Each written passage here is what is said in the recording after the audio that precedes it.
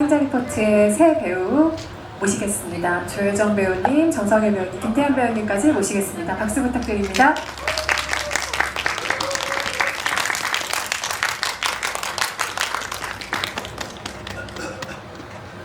이름표를 지금 다 달고 오셔가지고 자리에 앉으면 또 안 보일까봐 걱정하시는 분들이 계셔서 이름표 한 번씩 꼭 봐주시고요. 오늘 오신 관객 여러분께 인사 한 말씀씩 먼저 부탁드립니다. 네, 안녕하세요. 살인자 리포트 연출한 감독 조영준입니다.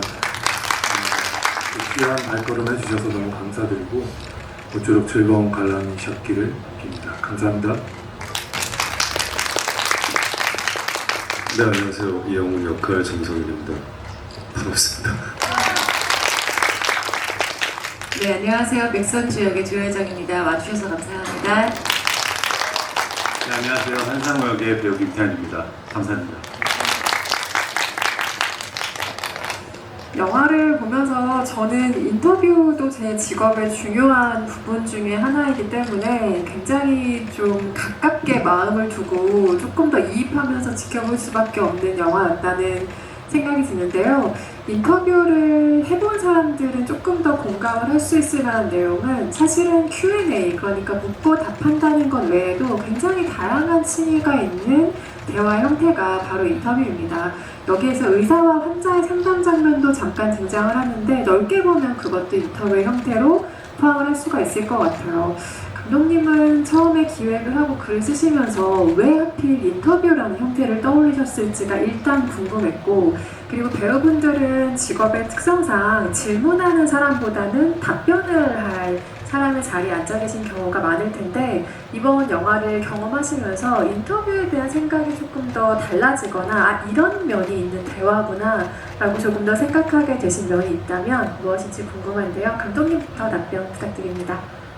예, 인터뷰가 사실 이 영화의 그 중심 스토리죠. 그리고 맨 처음에 영화를 기획할 때부터 어떤 물리적인 액션이라든가 물리적인 충돌로 인해서 진행되는 이야기가 아니라 각각의 논리와 각각 인물들이 가지고 있는 철학들이 충돌하는 거기서 오는 쾌감들을 관객들에게 전달하고 싶다라고 생각을 했고, 제일 중요한 건 인터뷰하는 게 방금 얘기하셨던 것처럼 묻고 대답하는 과정이잖아요.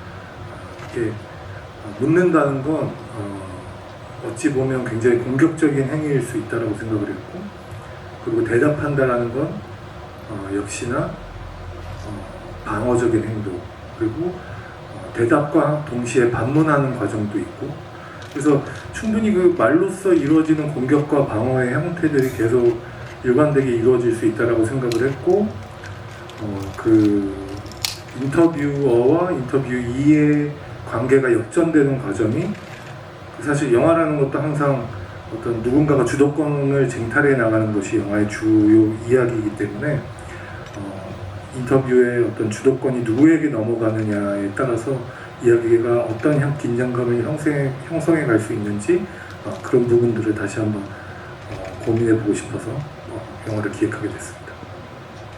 배우분들도 답변 들어볼까요? 인터뷰에 대한 생각이 어떻게 좀 달라지신 부분이 있으세요? 어떠세요? 근데 사실 저희 배우들이 이렇게 묻는 말에 어쨌든 대답을 하는 위치에 있다고 말씀을 하셨는데 그것도 맞기도 하고요. 근데 사실 작품을 준비할 때는 계속 인물에 대해서 왜 질문을 던지는 포지션이기도 하잖아요. 그러다 보니 사실 질문을 하는 거에 있어서 그냥 캐릭터에게 계속 질문을 던질 때는 어쨌든 저와 인물 간 캐릭터와의 관계에서 질문을 던지긴 하는데, 실질적으로 연기를 하면서 이렇게 기자이자 살인자이긴 하지만 제가 또 질문을 던지는 부분에서 항상 이렇게 질문에 대답을 할 때 어렵다라는 생각을 했었는데, 질문을 하는 것 자체도 상당히 어렵더라고요. 어쨌든 이 상대방한테 어떤 질문을 어떻게, 어떤 뉘앙스로, 어떤 단어로 가장 정확하고 명료한 답을 얻어낼 수 있을까라는 질문이 진짜 쉽지 않은 일이구나 라고 생각이 들었습니다. 네. 네, 저도 똑같은 것 같아요.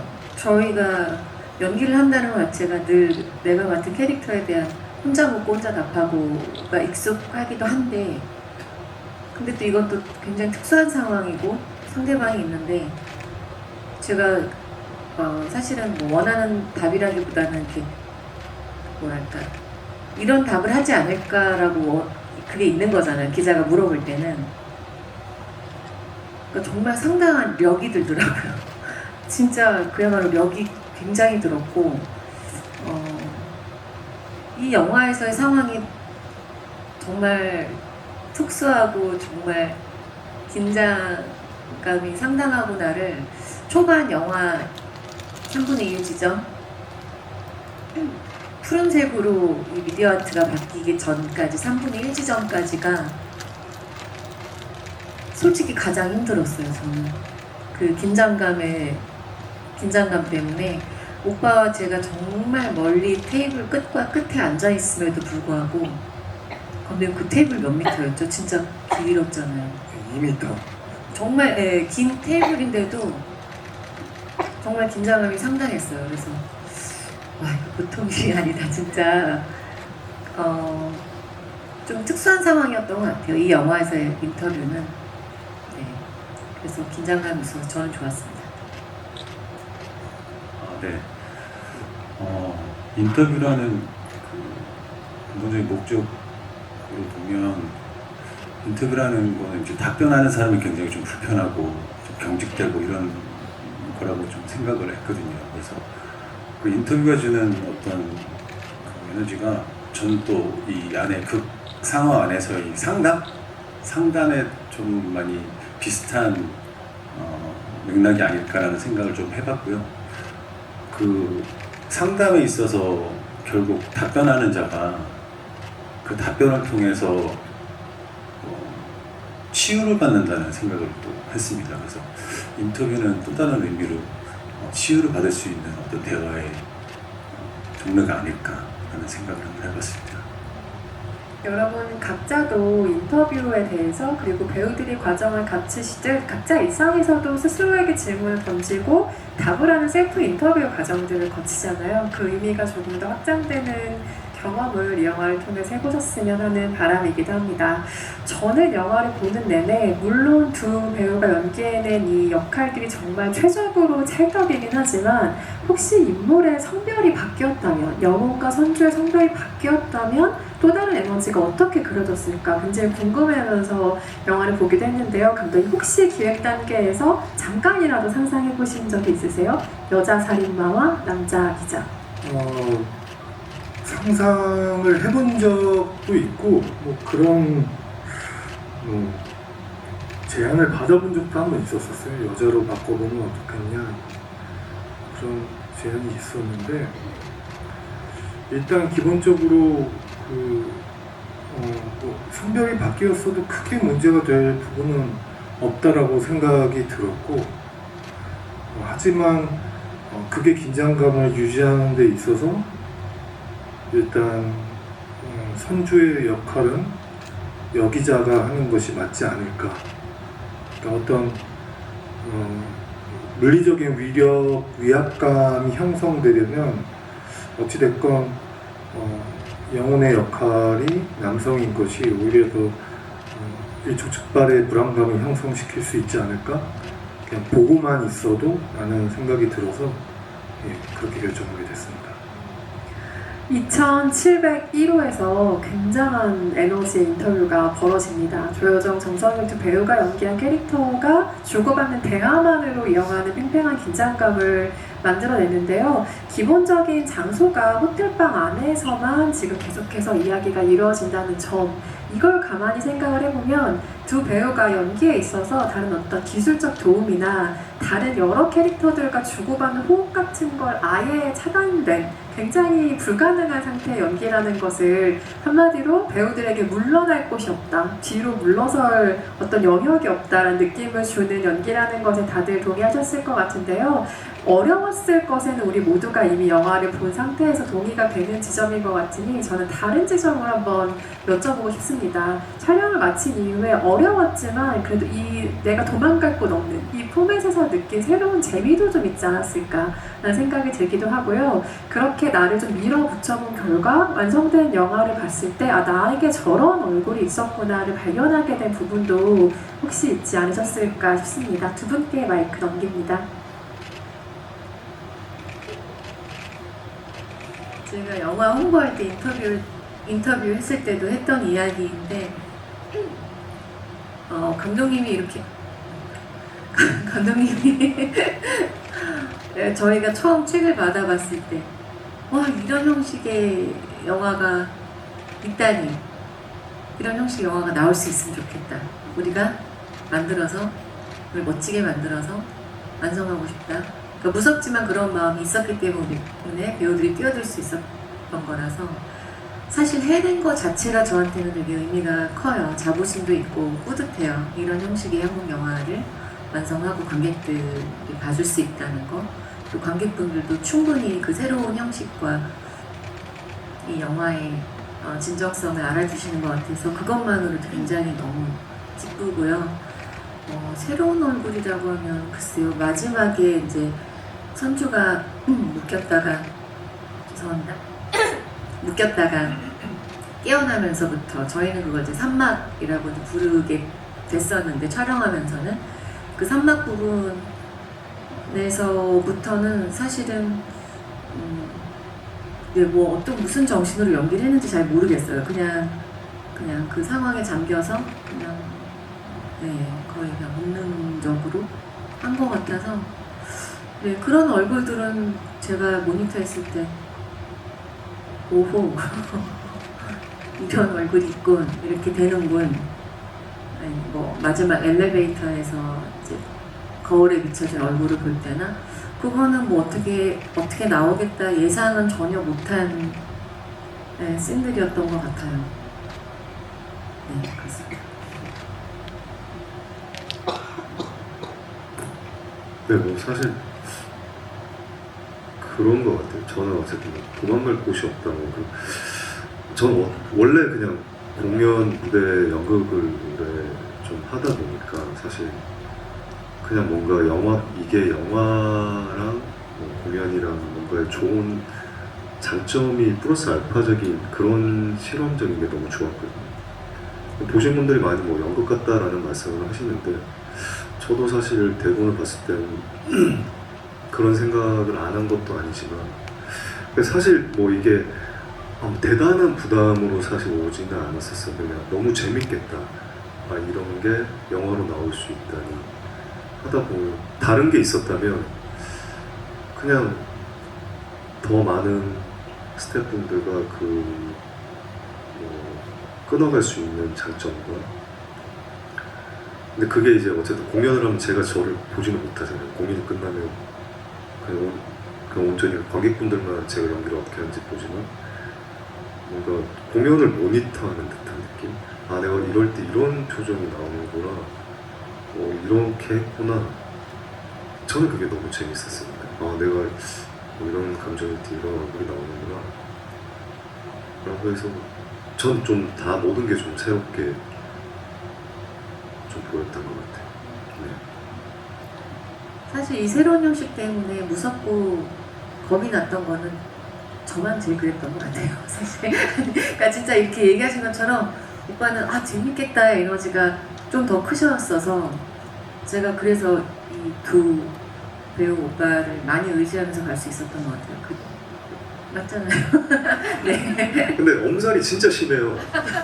영화 들어가기 전부터 이거 어떻게 슉 들어가면 혼자 다 하고 있고 뭐 누구보다 다 잘하고 있고 하다 보니까 사실. 근데 어쨌든 이 영화에서 이런 케미가 나올 수 있었다는 건 저는 너무 신기해요. 감독님 포함해서 이렇게 적은 배우지만 그 안에서 너무 재밌게 촬영했던 게 신기했어요. 저는 오히려. 네. 사실 영화 바깥의 팀워크야 이렇게 끈끈하고 정말 좋은 동료들이자 친구이자 화기애애한 분위기였지만 2601호의 상황을 생각하면 그렇게 화기애애한 상황은 아니거든요. 김태현 배우가 연기하신 캐릭터는 플래시백 장면에선 진짜 분주한데 그 2601호 안에서도 혼자 굉장히 분주한 모노드라마의 거의 상황을 지금 펼치고 계신 기분으로 연기하시지 않았을까 싶은 상황들의 연속인데요. 정황상 그 상황을 유출해보면 그냥 빈 화면 앞에 앉아서 배우가 계속 독백하듯이 연기하는 장면을 촬영했어야 될 것 같다는 짐작이 드는데 당시 촬영 상황이 어떠셨나요? 굉장히 외로운 현장이었을 것 같다는 생각도 들고요. 네, 맞습니다. 많이 외롭고 쓸쓸했습니다. 근데 정말 정말 혼자 약간 처음에는 약간 현타도 왔었어요. 왜냐하면 결국 혼자 연기를 해야만 하고 결국 혼자 어떤 리액션들에 대한 것들을 혼자 속된 말로 좀 생쇼를 좀 해야 되니까 그래서 저는 사실 모든 이 영웅과 선주의 그 드라마를 계속 관찰하고 계속 참여해서 그 호흡을 같이 읽어야 되기 때문에 거기에 대한 리액션들에 대한 그런 연기를 하는 것들이 굉장히 대부분이어서 굉장히 그런 것들에 대해서 되게 많이 고민을 했었던 그런 상황들이었습니다. 근데 그럼에도 불구하고 되게 힘들었음에도 불구하고 저희 감독님이 제가 연기하는 제가 왜냐 지금 관찰자잖아요. 감청을 하고 있는 사람이라서 되게 직관적으로 뭔가 반응을 하고 그런 어떤 행동을 뭔가 시츄에이션을 보여야 되는데 그거에 대한 반응도를 제가 조금 감독님이 약간 박자를 되게 중시하셔서 그래서 굉장히 그런 포인트마다 감독님께서 살짝 무전을 좀 주시면서 그때 타이밍을 좀 알려주시고 뭐 때에 따라서는 좀 뭐 선주의 대사나 뭐 영혼의 대사들을 조금 읊어주셔서 제가 굉장히 연기하기에 좀 수월했던 어려움에도 불구하고 되게 신박하고 되게 즐거운 시간이었습니다. 그 앞에서 연기해주지 않으셨어요? 연기를 되게 잘하세요. 앞에서 연기를 하진 않고 무전기로 연기를 했죠. 네. 1인 2역을. 근데 여자 목소리는 정말 선주 목소리는 여자 목소리를 해주셔서 좀 집중되면서도 조금 방해도 되고 뭐 약간 혼란스러운 그런 시점들이 좀 있었습니다. 김태형 배우가 어떤 목소리를 들었을지는 상상에 맡깁니다. 여러분 각자의 상상의 나래를 마음껏 펼치시길 바랍니다. 조만간 제가 하겠습니다.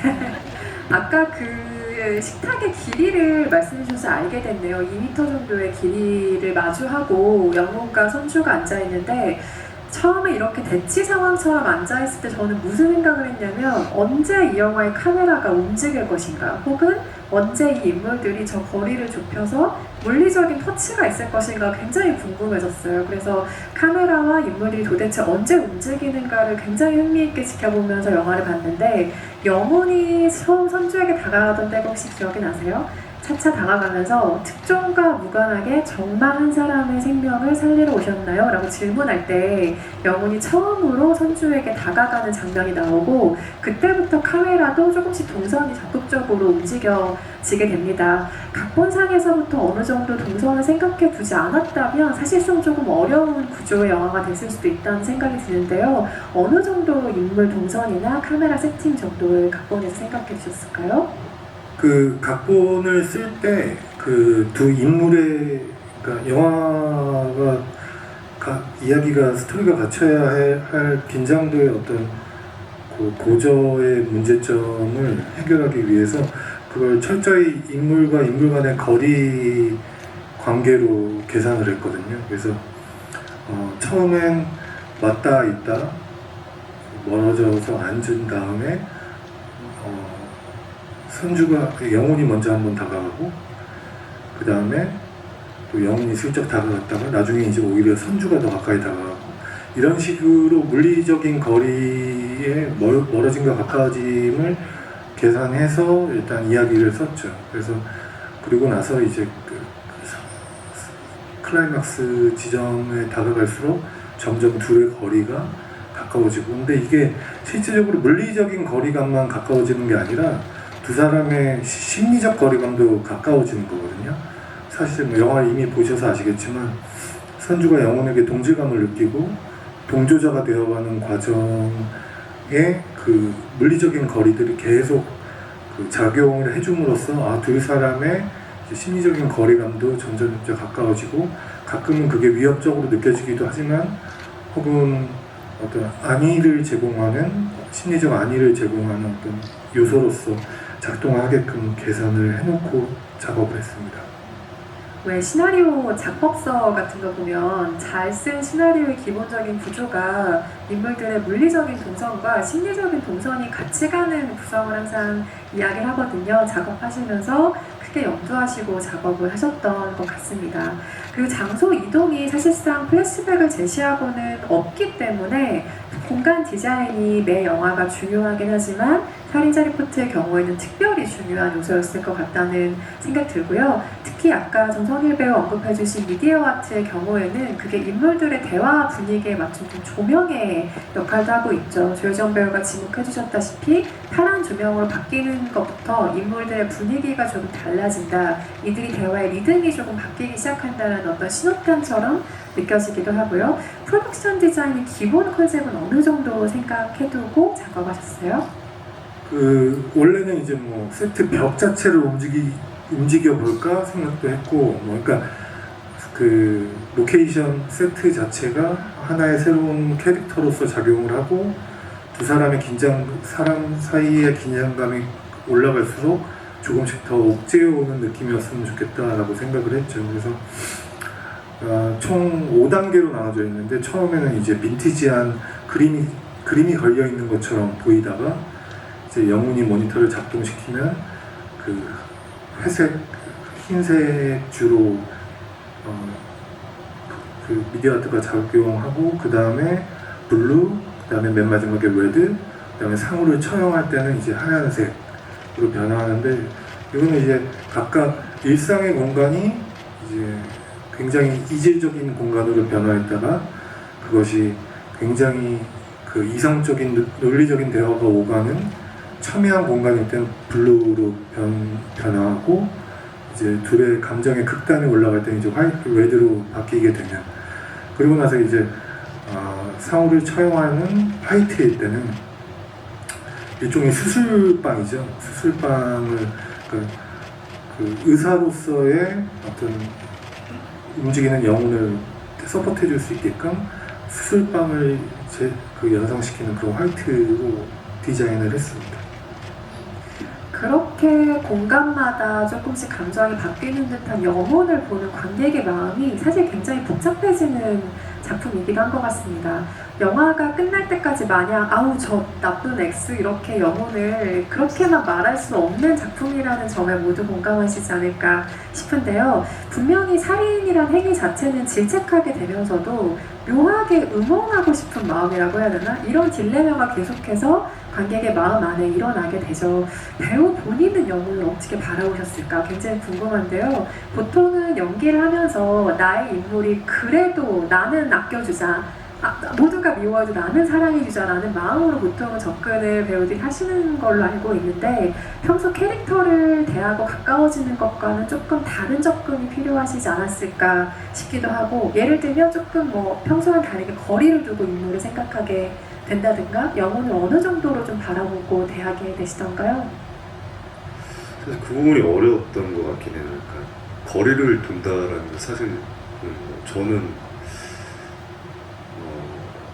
거리를 둘래야 둘 수 없는 입장이었고 뭐 살인, 연쇄살인 어떤 그런 쪽으로 포커스를 둔 게 아니라 그냥 다 그런 것 같아요. 저도 뭐 보신 분들이랑 똑같이 말씀하신 것처럼 잘못된 방식을 분명히 선택을 했고 하지만 뭔가 자꾸 마음이 좀 가고 근데 왜 그럴까라는 게 그 시작점이었던 것 같아요. 나라면 어떻게 했을까? 그게 물론 선주한테도 있고 하다 보니까 그 시작점 나라면 어떻게 했을까라는 질문을 처음 저한테 던졌을 때 저도 비슷한 경험이 있다 보니 그런 상상을 했던 적이 있어요. 만약에 그랬다면 나는 그렇게 했을 것이다. 비슷한 물론 뭐 사람을 죽이고 이런 건 아니겠지만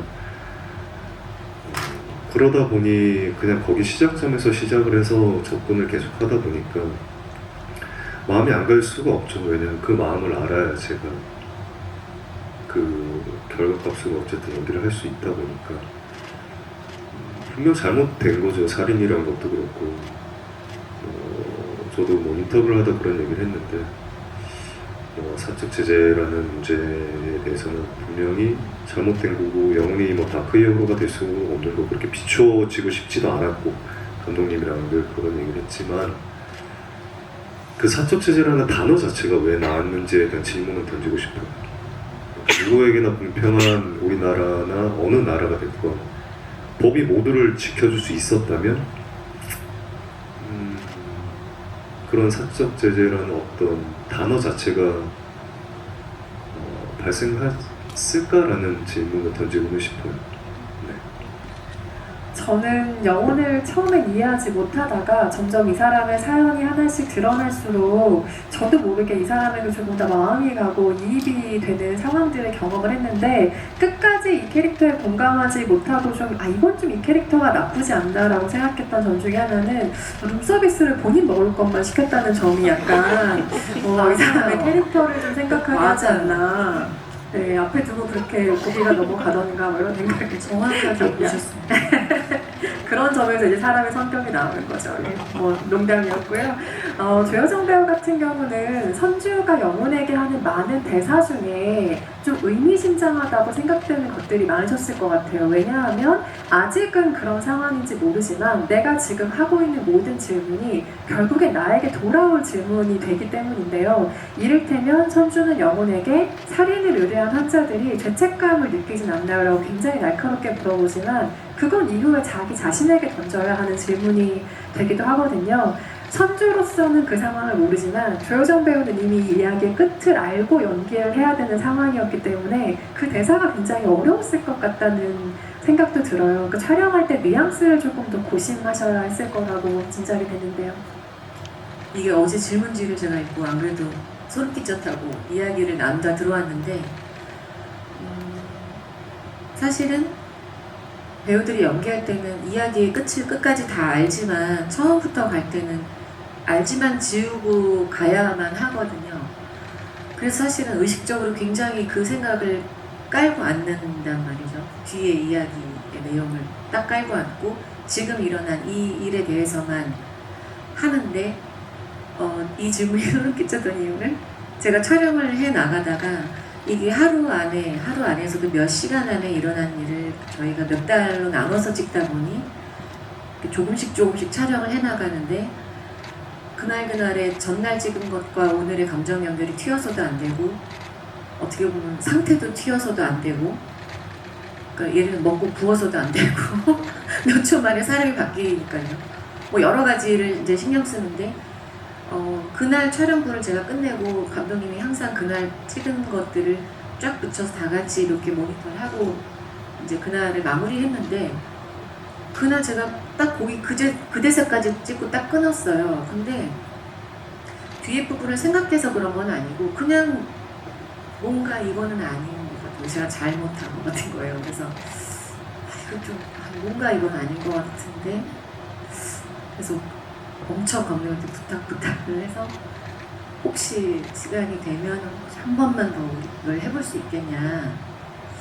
그래서 덕분에 그 대사를 다시 찍게 되는 그 며칠 사이에 많이 생각할 수 있었던 것 같아요. 많이. 근데 지금 이야기하신 것처럼 뒤에 이게 내 상황이 될 텐데 선주가 맞닥뜨린 상황인다는 생각은 솔직히 전혀 못했어요. 왜냐면 단지 그냥 이게 지금 가지는 의미, 선주가 한 번이라도 지금쯤은 이 정신을 차리려고 하는 와중에 하는 반격, 아무것도 꼬투리 잡을 게 이 사람이 없는 거예요, 점점. 그래서 덕분에 조금 더 열심히 고민을 하고 그렇게 해서 이어붙였던 장면이어서 그 대사를 이야기하셔서 좀 놀랐어요. 네. 보기에는 전혀 이게 뭐 튄다거나 그런 생각으로 질문 드렸던 게 아니라 돌이켜보니 그 대사가 굉장히 의미심장한 대사였다는 생각이 영화를 보는 내내 보고 나서도 들더라고요. 김태환 배우는 현장에서 별명이 연출부장이셨다고 지금 알려져 있습니다. 매 회차 촬영장에 계셨다는 이야기를 들었는데요. 모든 현장에서 그러시지는 않을 것 같은데 혹시 특별한 이유가 잊으셨을 줄은 궁금하고 아까 잠깐 이야기 들려주셨지만 근데 그렇게까지 매일매일 배우가 현장에 있으면 좀 새롭게 보이는 게 있을 것 같아요. 어떤 점들이었는지도 이야기 궁금합니다. 아, 네. 일단 제가 이렇게 영화의 스크린에 있어서 되게 오래 있고 첫 주연으로 이렇게 데뷔를 한 거라 이렇게 오래 있을 수 있는 그런 어떤 명분으로 계속 있고 싶었습니다. 또 언제 있을지도 모르고 그래서 저한테는 둘도 없는 되게 자신이 없을 수도 있지만 굉장한 공부였거든요. 그래서 저는 자처해서 그리고 또한 제가 있을 수밖에 없었던 건 이 둘의 연기를 보지 못하면 그 호흡을 읽을 수가 없어서 또 참여했던 부분도 있고요. 그리고 이제 제가 저는 이렇게 같이 있는 걸 너무 좋아해서 그리고 저희가 팀워크 되게 좋아요. 그래서 한시라도 떨어져 있으면 좀 불안하더라고요. 또 어떻게 또 자기들끼리 재밌는 걸 하고 있을까 되게 궁금하고 저도 잘할 수 있는데 뭐 이런 생각을 또 하면서 그래서 하루라도 빠지지 않았습니다. 그리고 또한 그 안에서 회식도 빠지지 않았고요. 그래서 제가 또 현장에서 느끼게 된 건 정말 이 영화 한 편의 이 작품이 되게 쉽게 만들어지지 않는다는 거 익히 알고 있긴 했지만 그럼에도 불구하고 모든 스태프들이 모든 매 순간 또 뭐 갑자기 일어날 수 있는 상황들이 또 있잖아요. 그런 상황들을 대처하는 방법들이라든지 굉장히 뭔가 거기에 대해서 집중하는 그런 모습들이 정말 피를 내고 살과 뼈를 깎는 그런 현장감으로 저한테는 되게 그렇게 대단하게 느껴졌습니다. 그래서 저는 심지어 좋았어요. 저희 콜 시간보다 더 빨리 와서 아침을 먹고 있어요. 아침을 먹고 있고 조금 느낄 수도 있잖아요. 그게 아니라 밥이 맛있어서 제가 한 끼밖에 안 먹는데 그래서 밥이 정말 맛있었거든요. 감사합니다, PD. 그래서 저희가 밥이 저도 저 영화 밥차는 많이 먹어보지 못했어서 굉장하더라고요. 진짜 어마어마하고 되게 종류도 다양하고 정말 제 입맛에 잘 맞았습니다. 그렇게 많이 먹진 않았어요. 그래서 찔 수는 없어서 살도 그때 엄청 다이어트를 하고 있어서 아침에 엄청 솥밥처럼 이렇게 먹고 오후에는 조금 먹고 그랬던 정말 오빠가 현장에 계신 동안은 이게 본인이 촬영하지 않으면 사실 계속 주의를 기울이고 있기가 쉽지 않거든요. 근데 정말 매 순간 이 둘의 촬영에 계속 지켜보면서 진짜 감독님 바로 뒤에 앉아서 같이 들으면서 같이 호흡하면서 조금 우리가 하다가 이런가 저런가 싶으면 오빠가 바로 그 세트 안으로 들어오셔서 이 스태프들 둘러싸인 그 사이로 고개를 내밀고 뭐라고 그 팁을 주세요. 여기서 보이기엔 좀 이래 저래. 그러니까 너무 의지가 되는 거예요. 그래서 감독님 모니터 뒤에 딱 이렇게 앉아 있었거든요. 저희가 늘 앉다 보니 요 대형으로 정말 이 양쪽이 너무 든든했어요. 저는 이 두 배우 오빠들과 함께 앞에는 감독님 계시고 너무 즐겁게 찍었습니다. 그러면 제가 그 감독님 바로 뒤에 제가 있거든요. 그래서 있는데 이 모니터를 제가 이렇게 옆에서 이렇게 이어폰을 이렇게 듣고 있어요. 듣고 있는데 같이 이렇게 호흡을 하고 있다가 두 분이 연기를 하는 거를 다 보고 있다가 갑자기 물론 감독님이 그런 의도였었는지 제가 잘 모르겠지만 갑자기 컷을 하기 전에 저를 한번 쳐다봐요. 그럼 저는 되게 좋았거든요. 그래서 이렇게 하면 갑자기 컷! 이렇게 해서 이거 설마 나의 영향이 있었나? 슛 들어가기 전에도 한번 예, 쳐다보잖아요. 그렇죠. 슛 갈게요. 저는 제가 딱히 하는 건 없지만 많이 의지가 됐어. 알고 보니 이 현장에 큰 어떤 큰 손으로 움직이고 있었던 것이 김태현 배우가 아니었나. 아까 뭐 피를 쏟고 뼈를 깎는 노력 이런 이야기도 나오긴 했지만 상우는 진짜로 피를 쏟고 뼈를 깎는 일을 겪기도 하잖아요. 매 현장에 계셨다고 하니까 상우로서의 마지막 촬영이 어떤 장면인지 갑자기 궁금해지는데요. 상으로서 마지막 촬영분이 어떤 장면이었나요? 아 저요? 사실 그 되게 어려운 그 처형 처형 장면이었나요? 상호 마지막 촬영은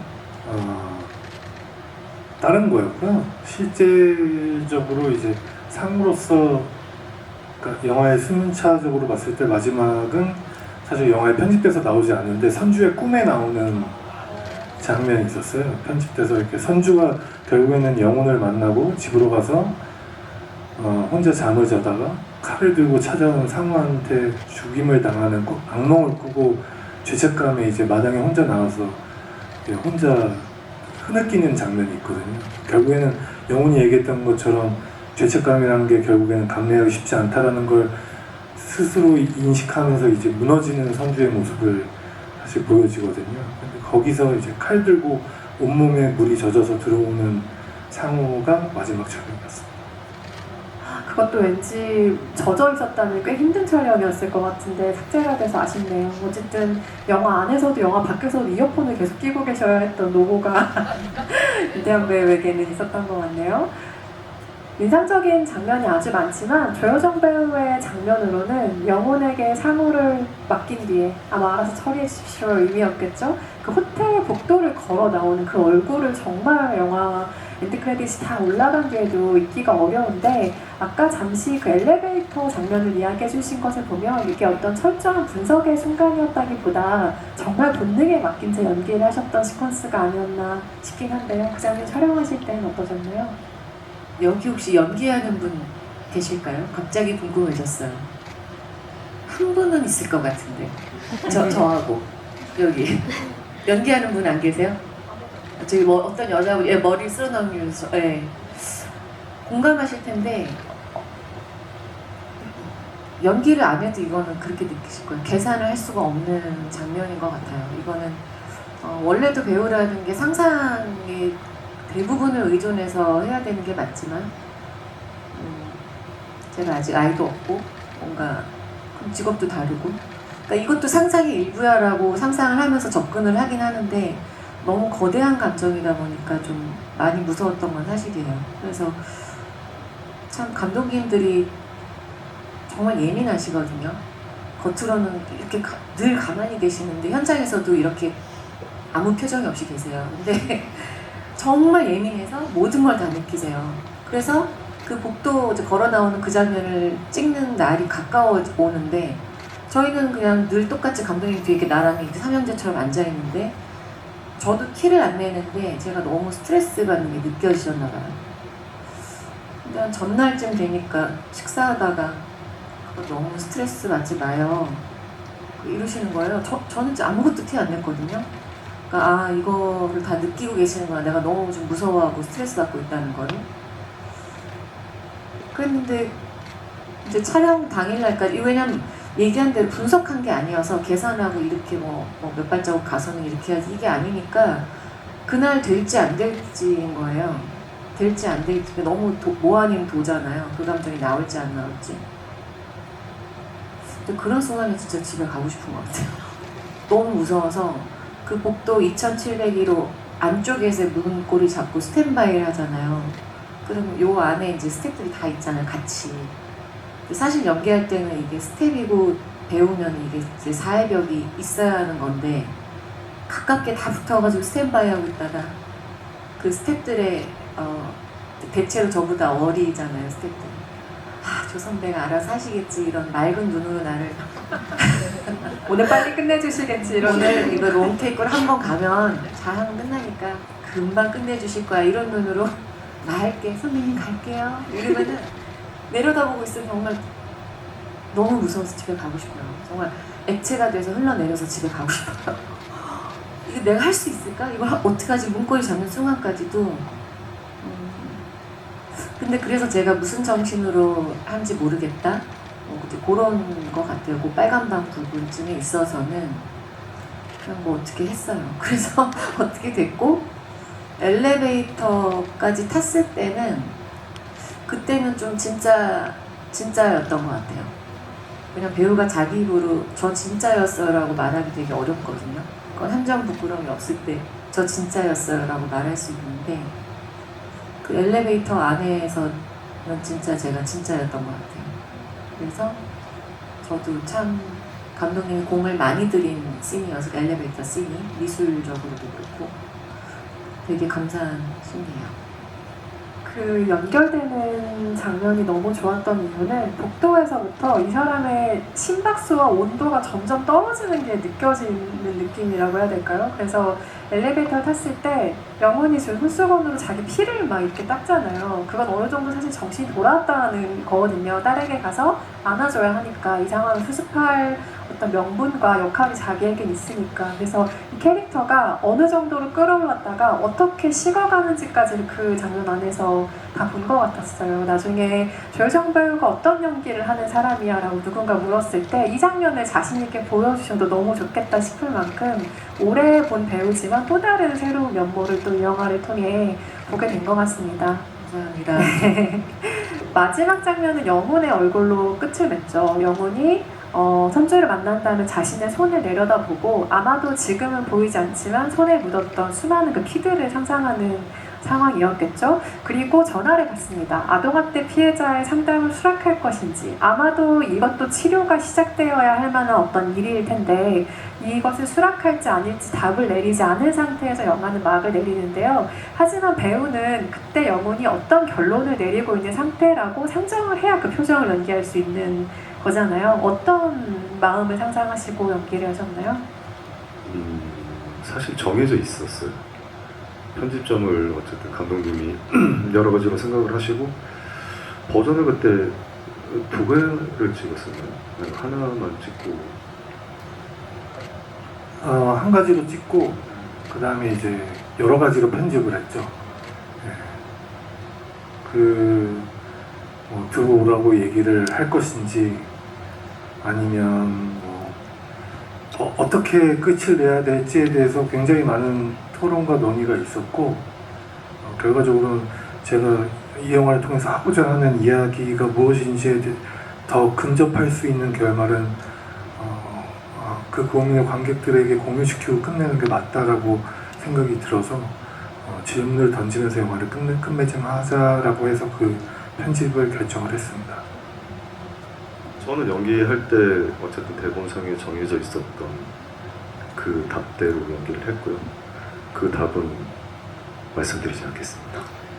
너무 기다리고 있었는데 들려주시지 않겠다고 하니 그 역시 또 상상에 맡기겠습니다. 영화가 내린 결말이 있는데 그걸 또 거슬러 질문을 드렸던 이것이 우문이었다는 생각도 듭니다. 관객석으로 마이크를 넘겨서 질문 받아보겠습니다. 저희 사인 포스터 오늘 준비되어 있거든요. 선착순으로 드릴 예정이고요. 질문 있으신 관객분 손 들어주시면 마이크 전달 드립니다. 질문 있으신 관객분 계신가요? 이쪽 사이트에 계신 관객분 먼저 마이크 드립니다. 예, 영화 너무 잘 봤습니다. 사실 오늘 저 2번째 관람인데 최근에 나온 영화 중에 우리 조여정 씨 나오는 영화들은 다 재밌는 것 같아요. 예, 진짜 믿고 보는 배우라는 생각이 들고 히든 페이스부터 좀비 딸, 살인자 리포트까지 너무나 재밌었고 이 새 배우들이 아니었다면은 이런 영화가 나왔을까라고 싶을 정도로 그 배우들의 연기가 정말 뛰어났던 것 같아요. 그래서 감독님한테 어떻게 이 새 배우들을 캐스팅하셨는지 이렇게 딱 처음에 이 새 배우가 떠오르셨는지 그 캐스팅 과정을 좀 알고 싶고요. 제가 궁금하다고 할까? 좀 약간 의문이 들었던 건 이 정신과 이 살인마가 했던 말이 다 사실일까? 근데 제가 생각할 때는 약간 좀 초반에 좀 거짓말이 좀 있었던 것 같거든요. 왜냐면은 이게 이제 나오기 하루 전에 사고로 죽는다? 이런 일이 있을까? 라고 생각을 했어요. 그런 일은 거의 일어나지 않거든요, 현실에서. 아마 그 살인자를 출소하자마자 너무나 잔인하게 죽였기 때문에 아마 그걸 감추고 싶었을 겁니다. 네, 그리고 그 첫 번째 그 의뢰자가 나오잖아요. 첫 번째 의뢰자가 와가지고 근데 그 사람 제가 보니까 택배 기사예요. 근데 택배 기사가 아무리 자기가 정신적인 문제가 있다 그래도 정신과를 찾아올 정도의 택배 기사는 그럴 만한 금전적인 능력이 안 된다고 생각합니다. 솔직히 정신과를 그렇게 찾아갈 정도인데 그것도 사실 제가 봤을 때는 이 살인마가 그것도 약간 좀 조작한 거라고 생각을 좀 들었거든요. 네, 그런 질문 좀. 네, 답변 드리겠습니다. 예, 그 캐스팅은 제 캐스팅의 기준은 무조건 연기력입니다. 그리고 연기를 잘하느냐 못하느냐가 최우선이고요. 이 역할에 딱이야, 이 역할에 딱 풋이야라는 거는 사실 연기를 잘하면 그 캐릭터에 딱 붙게 연기를 하겠죠. 예. 그래서 저는 물론 외형적인 이미지도 전혀 무관하다라고 말씀 못 드리지만 제가 생각했던 인간적이면서도 날카로운 면모를 저는 이 영화에 나오는 모든 인간들이 절대 선하거나 악하거나 양분법적으로 양분화될 수 없다라고 생각하거든요. 51%의 선과 49%의 악을 갖고 있든 51%의 악과 49%의 선을 갖고 있든 굉장히 다층적인 레이어를 가지고 있는 인물들이라고 생각을 했고요. 아까 말씀하셨는데 영혼이 캐스팅에 대한 부분은 이렇게 가름하는 걸로 하고 영혼이 이야기한 것이 진실일 수도 있고 없을 수도 있죠. 예. 그 부분에 대해서는 영혼이 어찌됐건 선주를 설득하기 위해서 꾸민 이야기일 수도 있고 아닐 수도 있지만 그 부분에 대해서는 각자의 해석에 따라 달라질 거고 그다음에 그 영혼 아내를 강간한 강간범이 사육장에서 하루 전날 감전사를 당했다라고 하는 거는 제가 실제로 자료 조사 중에 그 천인 공노할 죄를 지었던 사람이 이제 출소를 며칠 앞두고 사육장에서 감전사를 당했던 케이스를 미국 케이스와 한국 케이스에 있더라고요. 그 부분을 이제 가져왔고 조금 더 이제 아슬아슬한 맛을 살리기 위해서 이제 그게 하루 이틀 사이였다라는 부분을 얘기했고요. 그리고 제가 그 정신과 제가 정신과를 다니고 있습니다. 7년째.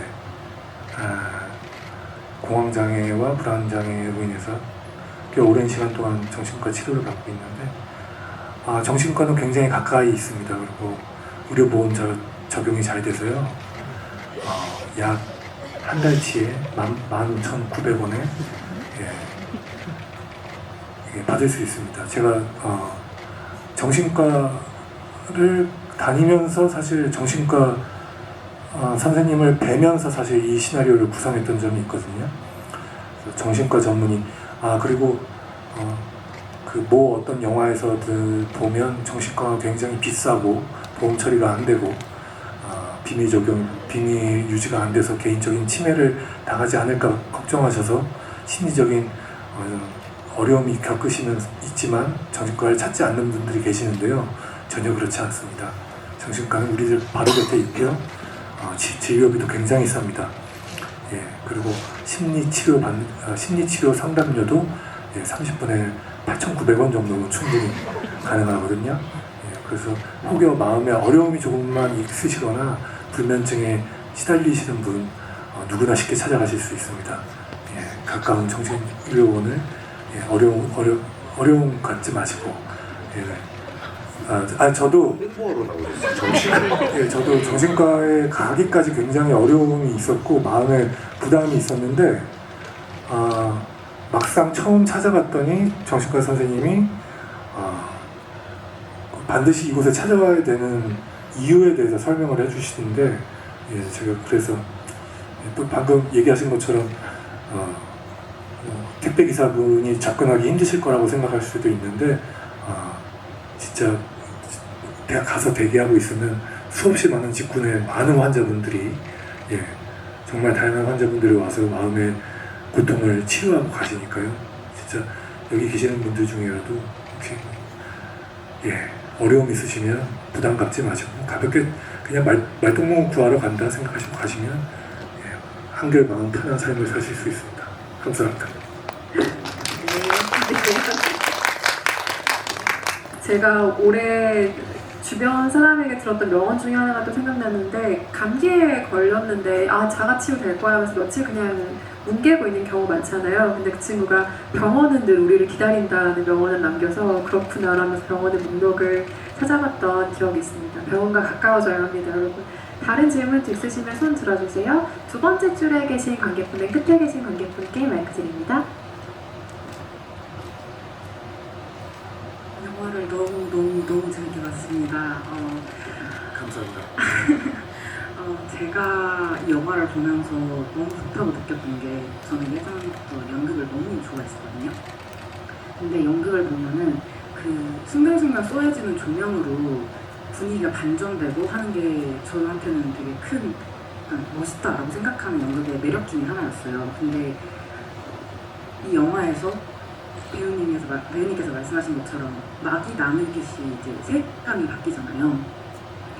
저는 그 색감이 바뀌는 게 멋있다고 생각을 하면서 동시에 이거를 다른 영화들처럼 감독님이 조명을 이렇게 넣을 거다라는 걸 하는 게 아니라 배우가 직접 캐릭터가 계속 미디어를 바꾸면서 이제 조명이 반전되는 걸 보면서 이거를 이 분위기를 반전시키는 요소를 캐릭터에게 전담한 이유가 있는지 약간 그게 되게 이 영화의 중요한 포인트라고 생각을 했거든요, 저는. 그래서 그런 이유가 있으신지 감독님한테 너무 여쭤보고 싶었어요. 이 점이 너무 좋았어서.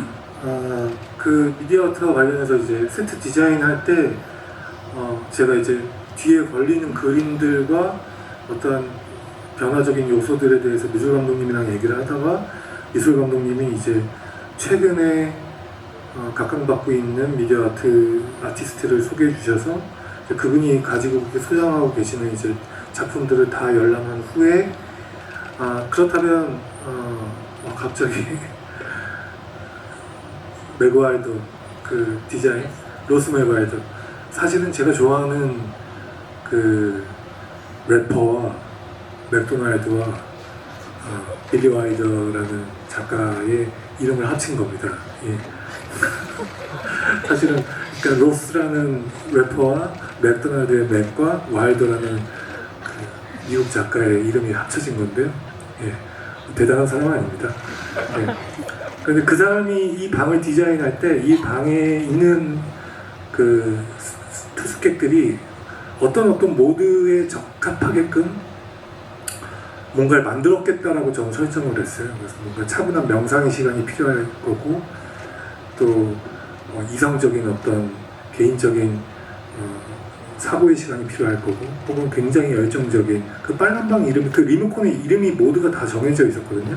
제가 지금 까먹었는데, 아무튼 그게 이제 패션, 유니버스 하여튼 다 있었어요. 근데 그런 것들을 그 로스 맥와일더라는 맥도날드 홍보대사가 그걸 이제 디자인을 했다라고 생각을 했고요. 그거를 미리 이 방을 예약했던 영웅이 이걸 내가 어떻게 역이용하겠다, 이 백선주의 감정을 어떻게 쥐락펴락하기 위해서 어떻게 이용하겠다라고 그 순서를 이제 자기가 한 거죠. 그래서 그 푸른 하늘을 연상시키면서 자연스럽게 파란색에 계속 노출시켜서 암시를 계속 줘서 나중에 그 최면까지 유도할 수 있게끔 디자인을 해놓은 거고요. 그래서 그건 저와 미술 감독님, 또 미디어 아티스트, 그리고 로스 맥와일더 함께 고민해서 만든 겁니다. 질문은 없는데 지금 그 얘기를 하시니까 감독님 이 얘기를 하고 싶었던 게요. 관객분들이 보실 때 간혹 최면이라는 게 쉽지 않잖아요. 근데 실제로 제가 앞에 앉았던 입장에서는 그런 물리적인 시간을 앉아있고 그 긴장감으로 대치를 하고 내 딸이었을까봐 놀래고 안도하고 이 상황에서 뒤에 일부러 그 푸른 거를 해주셨거든요. 그리고 이 영혼 뒤에 실제로 푸른 뭐 구름같이 보이는 그게 있어요. 근데 실제로 좀 사람이 이렇게 얼이 나가긴 하더라고요. 그래서 최면 장면을 도대체 내가 어떻게 연기해야 되나 되게 걱정이 많았는데 그냥 정말 물 흐르듯이 아주 자연스럽게 저는 그게 넘어갔던 기억이 있어요. 그래서 걱정한 것보다 어렵지 않았다. 예, 그리고 최면도 예, 아까 정신과 얘기했듯이 예, 최면도 굉장히 쉽게 걸려요. 사실 사람들이 막 이렇게 막 흔들고 우리가 가장 어렸을 때부터 익숙하게 반응하는 최면이 그 딸꾹질 하면 하나 하는 거 있잖아요. 예, 그것도 최면의 일종이에요. 그러니까 무의식적인 그 신호를 줘갖고 자율신경계를 이제 리세팅 해놓는 거죠. 그러니까 사실 그 우리 삶의 곳곳에 최면이라는 방식들이 적용이 되어 있어요. 사실 의학적으로 아무것도 증명되지 않았지만 그 체했을 때 손가락 닿으면 검은 피가 나온다. 사실 피는 나오면 검습니다. 예. 그런데 그걸 보고 낫다라고 생각을 하죠. 예. 굉장히 그러니까 그 파란 하늘을 보고 최면에 걸리듯이 검은 피를 보면 내가 낫다라는 최면에 걸리는 거죠. 예. 그러니까 뭐 최면이라는 게 그닥 그렇게 멀리 있지도 않고 어렵지도 않습니다. 혹시 이쪽에 계셨던 관객분 중에 질문하고 싶으셨던 분 계시죠? 저희가 시간 관계상 질문을 받지 못해서 두 번째 줄에 계신 분께 포스터만 드리겠습니다. 너무 죄송해요. 답변이 생각보다 여유 있게 제가 시간을 계산했었어야 되는데 마무리를 해야 될 시간이라고 합니다. 오늘 오신 관객 여러분들께 마지막 인사 한 말씀씩 부탁드릴게요. 김태현 배우님부터 올라올까요? 네.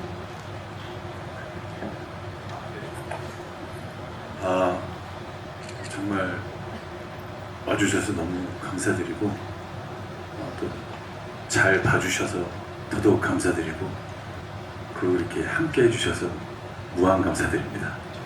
다시 한번 와주셔서 감사드립니다. 예, GV라는 건 사실은 만든 사람들에게는 그저 즐거운 일이라서요. 관객들을 만나고 좀 더 영화에 대해서 자세히 이야기할 수 있는 그저 즐거운 시간인데 저는 궁금한 게 오늘 오셨던 분들이 즐거우셨는지 그게 가장 궁금합니다. 즐거우셨어요? 그래요? 감사합니다. 오늘 와주셔서 정말 감사합니다. 네, 원래 저희 집의 컨셉이 개그였는데 너무 조금 그 부분이 미약한 것 같아서 다시 한번 사과드리고 첫 번째는 좀 감독님이 쿵쿵따로 시작해서 여러 가지 개그 포인트를 살리셨는데 오늘은 또 좀 다큐 이미지였지만 나름 그래도 뭐 궁금하신 것들이 많이 해소가 되셨으면 좋겠다라는 생각이 들고요. 뭐 기회가 된다면 뭐 이런 시간이 자주 있었으면 좋겠습니다. 오늘 귀한 시간 내주셔서 너무 감사합니다. 감사합니다. 예, 그 감독한테 사실 뭐 영화 흥행도 중요하고 뭐 이것저것 따져야 할 게 많습니다. 근데 제가 처음 단편 영화를 찍어서 상영했을 때 관객이 6분이셨거든요. 제가 끝나고 나가서 같이 술 먹었던 기억이 있는데 예, 그만큼 관객은 감독한테 세상에 둘도 없이 소중한 존재입니다. 예, 제 영화를 봐주셨고 적어도 꽤 오랜 시간 기억해 주실 거라는 거. 극장에서 보셨으니까 더 기회가 되시면 극장에서 한 번 더 보시고요. 예, 나중에 OTT로 나오면 또 보시고요. 예, 궁금한 점 있으시면 DM도 보내시고요. 예, 정신과가 멀리 있지 않듯이 영화 감독도 사실 멀리 있지 않습니다. 사실 집에 가면 그냥 애 키우는 애 아빠예요. 예, 편하게 생각해 주시고 그냥 친근하게 생각해 주시면 정말 감사하겠습니다. 다시 한번 영화 봐주셔서 너무 감사드립니다. 네, 9월 5일에 개봉한 살인자 리포트 지금 관객 여러분들과 이미 많이 절찬리에 만나고 있지만 아직 못 보신 분들이 있다면 주변에 좋은 입소문도 많이 부탁드리겠습니다. 곧 명절이 다가오는데 아까 정성일 배우 말씀하신 거 들으면 준비하신 개그를 풀지 못해 너무 지금 안타까워하시는 상황인 것 같으니 관객 여러분과 더 많이 만날 수 있는 자리가 마련되기를 저도 바라겠습니다. 네, 오늘 함께 해주셔서 감사합니다.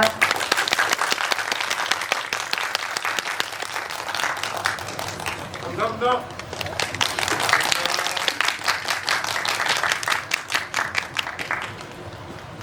근데 잠시만 앉아 계셔주시면 감사드리겠습니다. 감사합니다.